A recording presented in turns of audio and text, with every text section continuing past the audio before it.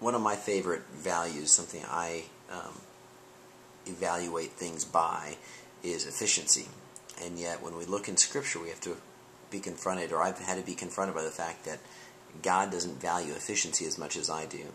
You see, if we find ourselves here, and God through revelation or through Scripture or through whatever means leads us to know that we need to get to be, everything in me says, well, the shortest distance between two places is a straight line, right? That's the efficient route. And yet the God of the Bible is less concerned with efficiency and much more concerned with the holiness of how we get from A to B. And so we must guard ourselves whenever we justify the fact that I know that God called me here. God said I need to do this. It does not justify a means of getting there that contradicts the very ways of God.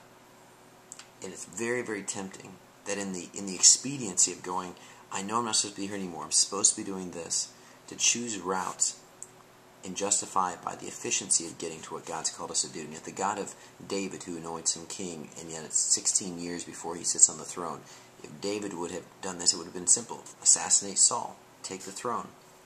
But that wasn't the point. God was going to make David king, but not at the expense of David's holiness, not at the expense of David breaking the very rules around respecting authority, and particularly authority God had put in place. God does not seem to think it inappropriate to have people take circuitous 40-year wandering paths to get here if the process results in us being more holy in our arrival, or to say, yes, I'm going to make you king, but it's going to be this indirect route of getting us there.